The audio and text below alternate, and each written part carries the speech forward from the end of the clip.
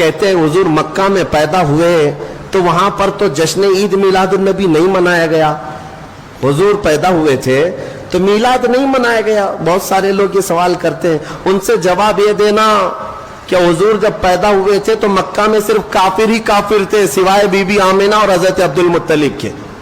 कौन था वहां पर? तो काफिरों से पूछोगे मीलाद नहीं मनाए थे। अगर तुम भी उन्हीं की कैटेगरी के हो तो मत मनाओ, क्या फर्क पड़ता है। हाँ, लेकिन हुजूर जिस दिन मदीने में इंटर हुए थे, जिस दिन मदीने में दाखिल हुए थे, अरे छोटे बच्चे से लेके बूढ़े तक हर कोई मदीने की गलियों में आकर दफ बजा बजा कर खुशियां मना रहे थे। हम पर मौला का 14वीं का चांद तुलू हो चुका है। तला अल बद्रु अलैना मिन सनियातिल वदाई। अल्हम्दुलिल्लाह इसी बात पर फैसला हो जाएगा कि अगर हुजूर के आने पर तुम मक्का के काफिरों की इक्तिदा करते हो तो तुम्हें मुबारक। अल्हम्दुलिल्लाह हम मदीने की उन बच्चियों की इक्तिदा करते हैं जिन्होंने मेरे आका का इस्तकबाल किया था। अल्लाह तबारक व तआला हमें उन्हीं आशिकों की जमात में जिंदा रखे और उन्हीं में हमारा खात्मा फरमाए। मेरे प्यारे दोस्तों, ये वीडियो पूरा देखें, लास्ट तक देखें। ये वीडियो थोड़ा लंबा होने वाला है और मैं दलील और सबूत पेश करूंगा कि शैतान कौन है और मोमिन कौन है। सबूत दलील दूंगा मैं आपको। अल्लाह ताला ने जब आदम अलैहिस्सलाम को मिट्टी से बनाया तो शैतान को, फरिश्तों को, सबको हुक्म दिया था कि आदम को सजदा करो। फरिश्तों ने सजदा किया, लेकिन शैतान ने मना कर दिया कि मैं आदम को सजदा नहीं करूंगा, तूने इसको मिट्टी से बनाया और मुझे आग से बनाया, मैं सजदा नहीं करूंगा। अब बात सजदे की नहीं थी। आप सोच रहे होंगे कि बात सजदे की थी। सजदे की बात नहीं थी। बात यह थी कि शैतान ने अल्लाह के हुक्म को ठुकराया। जिस अल्लाह ने उसको बनाया, आग से पैदा किया, और उस अल्लाह की नाफरमानी की उसने, उसका हुक्म ठुकरा दिया। तो मेरे प्यारे दोस्तों, जो अल्लाह और अल्लाह के रसूल का हुक्म ठुकराएगा, उनकी बातों को नहीं मानेगा, वो कौन है? वो शैतान है। और मैं सबूत पेश करने वाला हूं। इस वीडियो से उन लोगों के दिलों में आग लग जाएगी जो रसूल सल्लल्लाहु अलैहि वसल्लम की ईद मिलाद मनाते हैं, जन्मदिन मनाते हैं।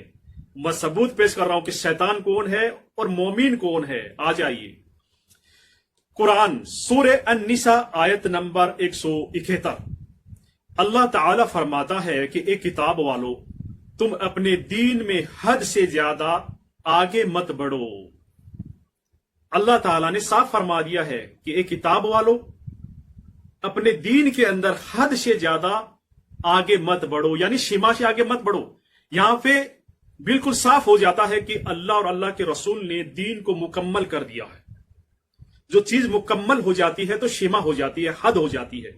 हद की ये हद है। अब मान लो कि हिंदुस्तान और पाकिस्तान का बंटवारा हुआ, ठीक है।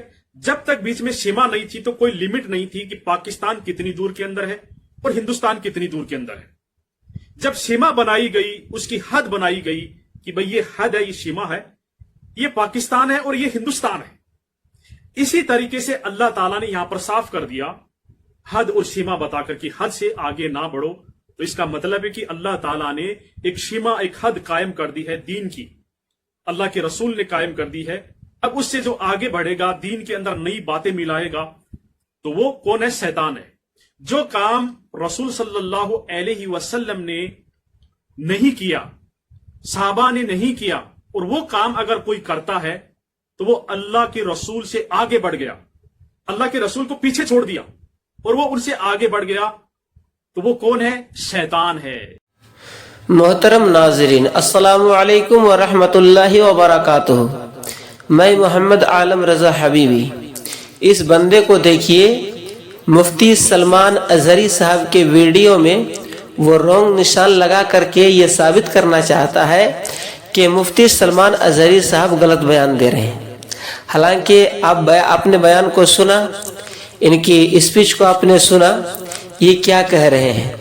कह रहे हैं कि जिस दिन हमारे आका सल्लल्लाहु ताला अलैहि वसल्लम मक्कातुल मुअज़्ज़मा की धरती पर पैदा हुए थे तो वहां पर तो कोई मुसलमान था ही नहीं। तो कौन वहां पर मतलब ईद मिलादुन नबी मनाता, कौन खुशियां मनाता सिवाय हजरत आमना और हजरत अब्दुल मुत्तलिब के बाहर के।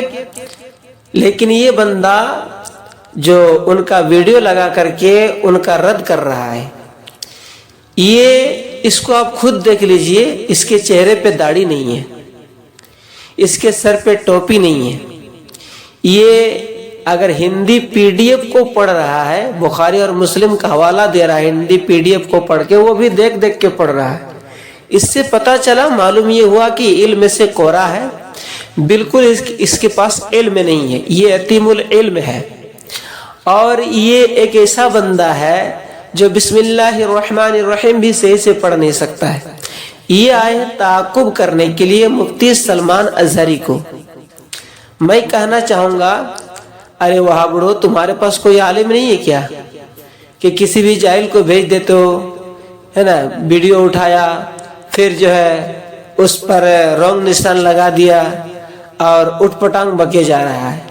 کہہ رہا ہے کہ مدینے میں حضور صلی اللہ تعالی علیہ وسلم تشریف لائے تھے، پیدا نہیں ہوئے تھے. تو مفتی صاحب نے بھی تو یہی کہا ہے کہ مدینے میں جب حضور صلی اللہ علیہ وسلم انٹر کیے، حضور داخل ہوئے، تو وہاں کے سارے لوگ، بچیاں بھی دب بجا کر کے، اور طلع البدر علینا من ثنیۃ الوداع وجب الشکر علینا ما دعا للہ داعی، یہ ترانہ وہاں کے لوگ گنگنا رہے تھے.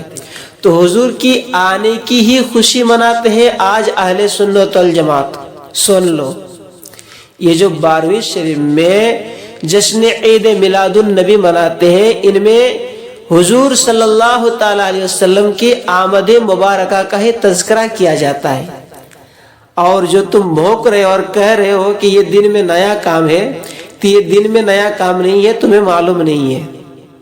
میں بتاتا ہوں کہ اللہ تبارک و تعالیٰ نے جس وقت تمام روحوں کو جمع فرمایا اور فرمایا الست بربکم، سب نے کہا تھا، لیکن سب سے پہلے میرے آقا نے ہی کہا تھا قالوا بلا، یعنی کہ کیوں نہیں، اور سب نے کہا تھا کیوں نہیں.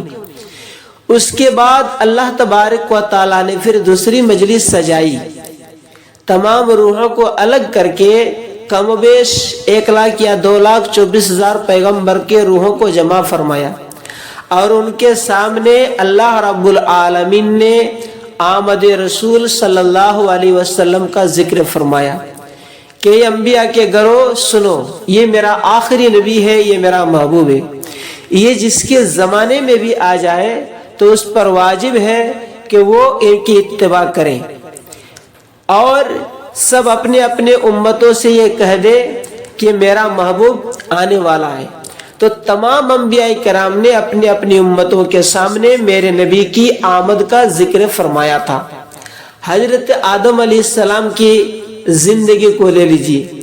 حضرت آدم علیہ السلام نے اپنے تمام اولادوں کو جمع کر کے میرے نبی صلی اللہ علیہ وسلم کی آمد مبارک کا ذکر فرمایا تھا. ایسے ہی تمام انبیاء کرام نے ذکر فرمایا تھا. اور یہ جو تم لوگ رٹ لگائے بیٹھے ہو کہ نہ صحابہ کرام نے منایا نہ انبیاء کرام نے منایا، تم لوگ جاہل ہو، تمہیں معلوم نہیں ہے. آؤ میں بتاتا ہوں کہ صحابہ کرام نے منایا کہ نہیں منایا. میں تمہیں مکمل دلیل کے ساتھ بتانا چاہتا ہوں. مشہور صحابی رسول حضرت امیر معاویہ رضی اللہ تعالیٰ عنہ فرماتے ہیں کہ ایک مرتبہ صحابہ کرام علیہم الرضوان حلقہ بنائے بیٹھے تھے کہ سرکار علی وقار مکی مدنی تاجدار صلی اللہ علیہ وسلم تشریف لے آئے. آپ صلی اللہ علیہ وسلم نے پوچھا ما اجلسکم، یعنی اے میرے صحابہ تم یہاں حلقہ بنائے کیوں بیٹھے ہو؟ صحابہ کرام نے عرض کیا جلسنا ندعو اللہ ونحمدہ علی ما ہدانا لدینہ ومن علینا بک، یعنی یا رسول اللہ صلی اللہ علیہ وسلم، اللہ پاک نے آپ کو بھیج کر ہم پر جو احسان فرمایا ہے، ہمیں دین اسلام کی ہدایت نصیب فرمائی ہے، ہم اس نعمت پر اللہ پاک کا شکر ادا کر رہے ہیں اور دعائیں کر رہے ہیں. پیارے نبی محمد عربی صلی اللہ علیہ وسلم نے پھر پوچھا کیا تم قسم اٹھاتے ہو کہ صرف اسی مقصد کے لیے بیٹھے ہو؟ عرض کیا صحابہ کرام نے کہ اللہ پاک کی قسم ہم صرف اسی مقصد کے لیے بیٹھے ہیں. اس پر رسول رحمت شفیع امت صلی اللہ تعالی علیہ وسلم نے فرمایا میں نے قسم اس لیے نہیں اٹھوائی کہ مجھے تم پر کوئی شک تھا، بلکہ معاملہ یہ ہے کہ ابھی ابھی جبریل امین علیہ السلام آیا اور بتایا کہ یا رسول اللہ صلی اللہ علیہ وسلم، آپ کے صحابہ آپ کی آمد کی خوشی میں مل کر بیٹھ کر اللہ پاک کا شکر ادا کر رہے ہیں، اور اللہ پاک فرشتوں کے سامنے ان پر فخر کر رہا ہے۔ سبحان اللہ۔ تو دوستان محترم، آمد محبوب صلی اللہ علیہ وسلم کو اپنے حق میں اللہ پاک کا عظیم احسان مان کر مل کر بیٹھ کر اس پر اللہ پاک کا شکر ادا کرنا، یا دوسرے لفظوں میں یوں کہہ لیجئے کہ محفل میلاد سجانا کیسا فضیلت والا کام ہے کہ صحابہ کرام علیہم الرضوان نے یہ کام کیا، تو اللہ پاک نے فرشتوں کے سامنے ان پر فخر فرمایا۔ سچ کہا ہے کسی شاعر نے، وہ لوگ خدا شاہد قسمت کے سکندر ہیں، وہ لوگ خدا شاہد قسمت کے سکندر ہیں جو سرور عالم کی میلاد سجاتے ہیں۔ تو برادران ملت اسلامیہ، اب آپ کے ذہن پہ یہ سوال بھی پیدا ہو سکتا ہے کہ یہ جو آپ نے روایت پڑھی یہ کہاں ہے؟ تو حوالہ مکمل سن لیجیے۔ تفسیر روح البیان، پارہ نمبر 26، سورہ فتح کے تحت آیت نمبر 29 کی تفسیر کرتے ہوئے اس کے جلد نمبر 9 اور صفحہ نمبر 56 پر یہ روایت موجود ہے، جسے دیکھنا ہو جا کر کے دیکھ لیں۔ تو پتہ چلا، معلوم یہ ہوا کہ صحابہ کرام علیہم الرضوان نے بھی میلاد النبی صلی اللہ علیہ وسلم منایا۔ نہیں منایا تو کسی نے نہیں منایا جانتے ہیں؟ ابلیس نے، کیونکہ ابلیس کو کافی دکھ تھا اور وہ کافی رو رہا تھا۔ اسے پتا تھا کہ اب کعبہ شریف کو، خانہ کعبہ کو پاک کرنے والا نبی آ چکا ہے۔ جہاں پر 360 بت رکھے ہوئے تھے اس کو پاک کرنے والا آ گیا ہے۔ تو ابلیس رو رہا تھا، اور آج کچھ انہی کے پیروکار جو ٹوپی اور داڑھی لگا کر کے مولوی کی شکل بنا کر کے آ رہے ہیں، ان کو بھی بڑی تکلیف ہے۔